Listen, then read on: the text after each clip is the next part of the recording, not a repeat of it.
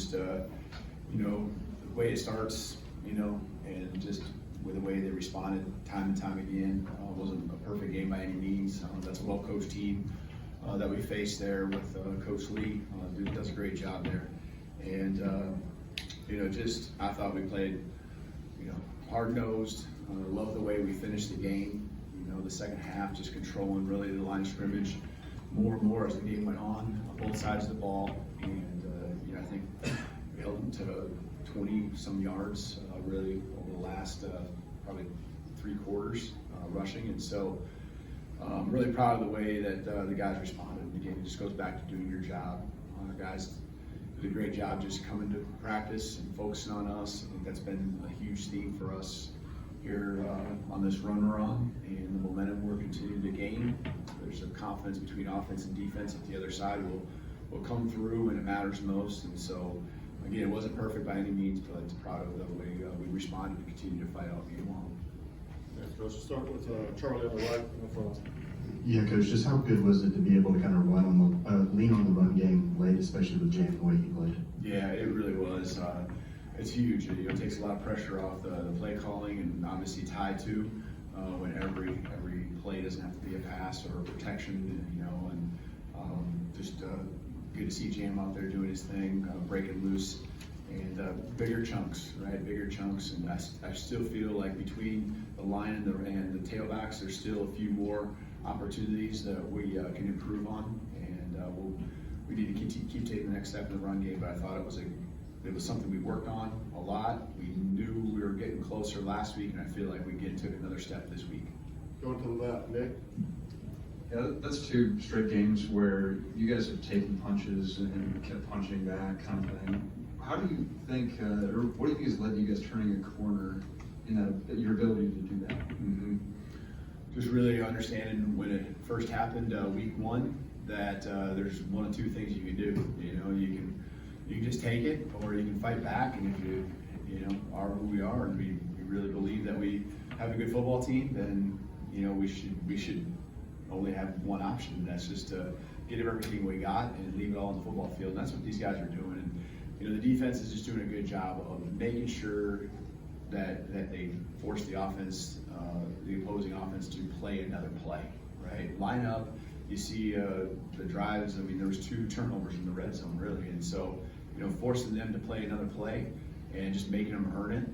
And then our guys again. I mean, we are kind of getting that feeling of takeaways. I think like what we did last year.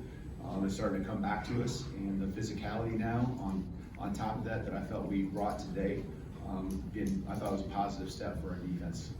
Staying left, let's go to Chase.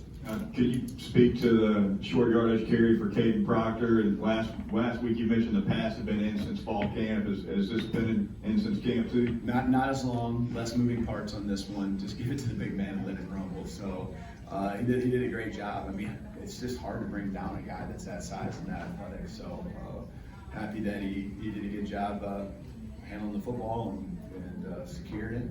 It's not something he does as much as the other guys, and it's a big moment in the game. So love the idea to put the call in. Love the play call, and good execution. Katie.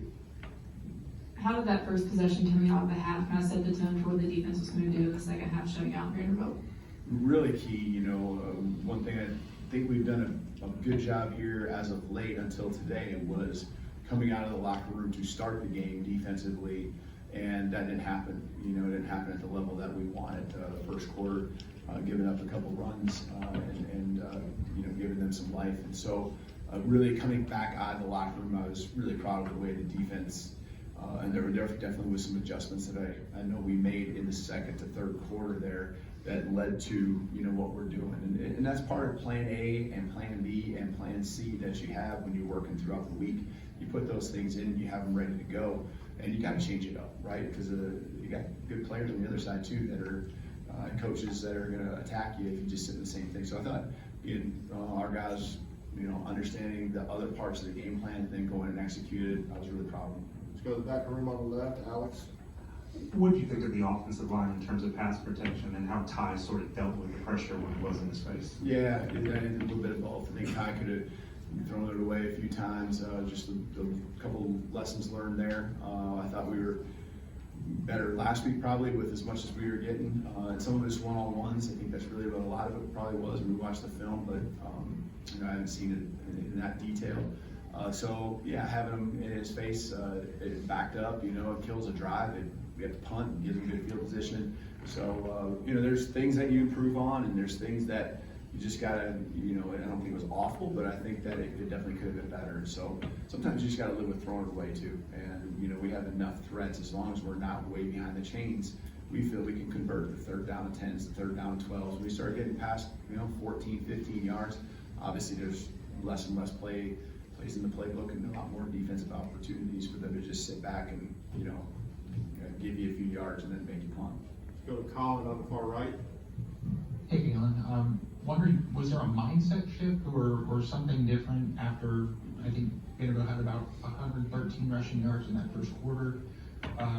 Was there a conversation had with the defense kind of heading into the final third, or what kind of shifted there? Yeah, I think we just, I mean, the one explosive that they had that, with probably the longest run I think that they had, you know, we just got to do a better job holding our, I mean, sometimes it's not a whole defensive thing. Sometimes it's just 1 to 2 guys got to hold their ground, you know, and be more physical and understand where the help's at and, you know, the angles. So it's just a better job of execution that we need to have. And then I think, again, it's the guys' belief in that if we just execute, it will come, the game will come to us and we'll make those plays. And, you know, that's really what they did, is they just still honed in on doing their part, and knowing that the rest of the guys were going to rally. That's what we did. I felt, you know, felt like we really kept the option stuff under control. They had a play action there in the fourth quarter, you know, on the third down.